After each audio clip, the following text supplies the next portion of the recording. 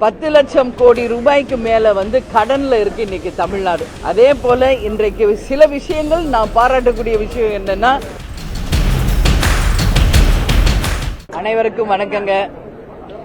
இன்றைக்கு பட்ஜெட் கூட்டத்தொடரின் முதல் நாள். இன்னைக்கு சற்றேறக்கூடிய 2.5 மணி நேரம் பட்ஜெட் வாசிக்கப்பட்டுள்ளது. நாளை வேளாண் பட்ஜெட். அதனால இன்னைக்கு மொத்தம் 198 பாயிண்ட் படிச்சிருக்காங்க. மொத்தம் 2.5 மணி நேரம் வாசிக்கப்பட்டுள்ளது. அதுல பல்வேறு ஸ்கீம் ஏற்கனவே இருந்ததும் சில ஸ்கீம்ஸ் புதுசா அறிவிச்சிருக்காங்க. வரவு செலவு கணக்கு எல்லாமே அதுல வந்திருக்கு. இன்னைக்கு வாசிக்கப்பட்ட அந்த திட்டங்கள் எல்லாம் சொல்லாக இல்லாமல் செயலாக வடிவு பெற வேண்டும் என்பதுதான் தமிழ்நாட்டு மக்களினுடைய கோரிக்கை. அதனால இன்னைக்கு தமிழ்நாட்டின் மிக முக்கியமான பிரச்சனையான விவசாயிகளுடைய கடன் முழுமையாக கடன் தள்ளுபடி செய்யப்படும் அப்படின்னு எதிர்பார்த்தாங்க. ஆனா அது அறிவிக்கப்படல. அவங்க ஏற்கனவே சொன்னது போல ஒரு சில கடன் தள்ளுபடி தான் நடந்திருக்கு. முழு கடன் தள்ளுபடி அறிவிக்கப்படவில்லை என்பது வருத்தத்துக்குரிய ஒரு விஷயம். அதே மாதிரி நான் ஏற்கனவே சொன்னது போல நீர்மிகை மாநிலமாக தமிழ்நாடு உருவாக வேண்டும் என்று அதற்கான எந்த அறிவிப்பும் இல்லை. முதல்ல தமிழ்நாட்டின் நதிகள் நம்ம இணைக்கிறதுக்கும் நம்மளுடைய தமிழ்நாட்டில வருகின்ற நீரை எப்படி பாதுகாத்து அதை நாம கடலில் வீணாக போய் கலக்காம அதற்கு என்ன செய்ய முடியும் என்பதை பத்தி அறிவிப்புகள் இல்லை. அதே மாதிரி இண்டஸ்ட்ரீஸ் ஒவ்வொரு மாவட்டத்திலும் அந்தந்த மாவட்டத்திற்கென்று சில இண்டஸ்ட்ரீஸ் நம்ம கண்டிப்பா அறிவிப்பாங்கன்னு நினைச்சேன். ஏன்னா இன்னைக்கு வேலை வாய்ப்பு தான் மிக முக்கியமாக இருக்கு. இளைஞர்கள் இன்னைக்கு நம்ம போய் பார்த்தோம்னா எங்கேயுமே வேலை இல்லைன்னு மக்கள் பேசுறத தான் நம்ம கேட்க முடிகிறது. எனவே ஒரு மாவட்டத்திற்குமான தொழிற்சாலைகள் என்னென்ன மாதிரியான தொழிற்சாலைகள் வர வேண்டும் என்ற எந்த அறிவிப்பும் இல்லை. வேலை வாய்ப்புகளுக்கு எந்த அறிவிப்பும் இல்லை. அது மட்டும் கிடையாது. 10 லட்சம் கோடி ரூபாய்க்கு மேல கடன்ல இருக்கு இன்னைக்கு தமிழ்நாடு. பட்ஜெட் அப்படின்னாலே ஒரு குடும்பத்திலிருந்து தொடங்கும். அந்த பட்ஜெட்டை எப்படி அந்த மாசம் நம்ம நிர்வகிக்கணும், நமக்கான வரவு என்ன, நமக்கான செலவு என்ன, இதை எப்படி நம்ம சரி செய்யணும், கடன்ல இருந்து எப்படி நம்ம பட்ஜெட்டை சரி பண்ண முடியும் என்பது ஒவ்வொரு குடும்பத்திலும் ஒவ்வொரு சமையல் அறையிலும் 5.5 பட்டியிலிருந்து தொடங்கக்கூடியதுதான் பட்ஜெட். இன்னைக்கு அதுதான் இன்னைக்கு ஒரு நாட்டின் பட்ஜெட்டா வருது. அதனால இன்னைக்கு 10 லட்சம் கோடிக்கு மேல் தமிழ்நாடு இன்னைக்கு கடன்ல இருக்கிறது என்பதை வேதனையோடு நான் பதிய வைக்கிறேன். இந்த கடன் சுமையை குறைப்பதற்கு என்ன திட்டங்கள் என்பது எதிலும் அறிவிக்கப்படவில்லை. கடன் மட்டும் பல லட்சம் நம்ம கோடிகள் இன்னைக்கு கடன் மட்டும் கட்டிட்டு இருக்கோம். அந்த கடன் சுமையையும் வட்டி சுமையையும் குறைப்பதற்கான அறிவிப்புகள் இல்லை என்பதும் வருந்தத்தக்கது.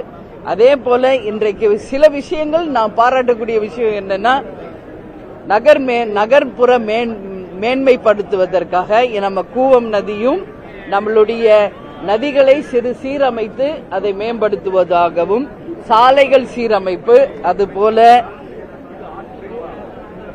மின்சாரம் இன்னைக்கு இல்ல தமிழ்நாட்டில். எங்க பாரு மின்சாரம் இல்ல. அது மட்டும் இல்லாம மின் கட்டண உயர்வு ஒரு பக்கம் இருக்கு. அதனால சோலார் சிஸ்டம் எல்லா இடத்திலுமே அதை டெவலப் பண்ணணும்ன்ற ஒரு அறிவிப்பு. இன்னைக்கு போக்குவரத்து துறை பார்த்தோம்னா லாஸ்ட்ல போயிட்டு இருக்கு. அதுக்காக மின்சாரத்தினால எலக்ட்ரானிக் பஸ்ஸஸ் விடப்படும் என்ற அறிவிப்பு. இது போன்ற சில நம்ம வரவேற்கக்கூடியதும் இருந்தது. பட் இது எல்லாமே இன்னைக்கு சொல்லாக இருக்கிறது. இது செயல் வடிவம் பெறும் பொழுது அதை வரவேற்க தேமுதிக தயாரா இருக்கு. முதல்ல 10 லட்சம் கோடி கடன்ல இருந்து தமிழ்நாட்டை மீட்டெடுக்கணும். வட்டி மட்டும் பல லட்சம் கோடி நம்ம கட்டிட்டு இருக்கோம். அது நம்ம சரி பண்ணணும். வரவும் செலவும் இன்னைக்கு வரவை விட செலவு அதிகமா இருக்கு, கடன் அதிகமா இருக்கு என்பது வருந்தத்தக்கது.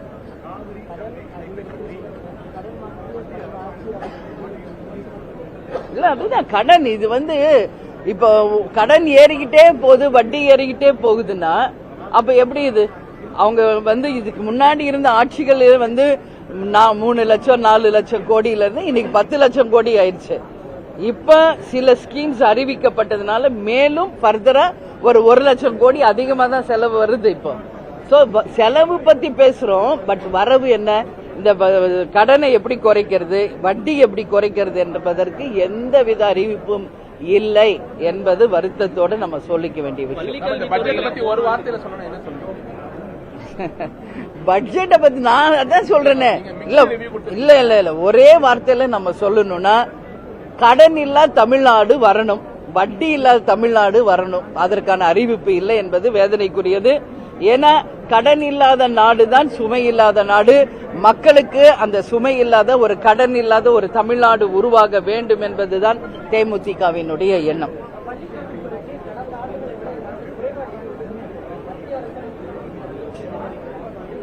அததான் அவங்க சொன்னாங்க, மத்திய அரசு இந்த நிதிகளை எல்லாம் ஒதுக்கும் பொழுது பல ஆயிரம் கோடி நமக்கு கடன் சுமை குறையும், அதை நாம கேட்டு பெறுவோம் என்பதையும் அவங்க சொல்லியிருக்காங்க.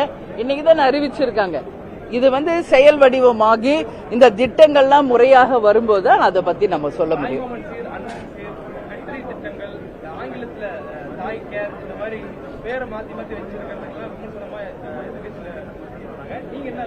இல்ல என்ன பொறுத்த வரைக்குங்க, இது வரைக்கும் தமிழ்நாடை ஆட்சி செய்த எல்லா முதலமைச்சர்களுடைய ஸ்கீம்ல மக்கள் போற்றுகின்ற, மக்கள் வரவேற்கின்ற ஸ்கீம் அப்படியே தொடரணும். அது எந்த ஸ்கீமா இருந்தாலும் சரி.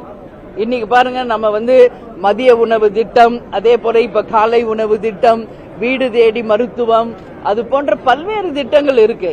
மக்கள் விரும்பும் திட்டங்கள், மக்களுக்கு உண்மையில் பயனளிக்கும் திட்டம் எந்த ஆட்சி மாறினாலும் கண்டிப்பாக வரணும், மாறக்கூடாது. அதுல மாற்று கருத்து இல்லை. அதே நேரத்தில் மிக முக்கியமாக நாம் கவனம் செலுத்த வேண்டிய துறைகளும் நம்ம கண்டிப்பா கவனம் செலுத்தணும். ஏன்னா பேர் மாத்தி வைக்கிறதுனால இங்க ஒண்ணும் கிடையாது. இது ஒரு ஃபேன்சி நேம் மாதிரி ஆயிடுச்சு.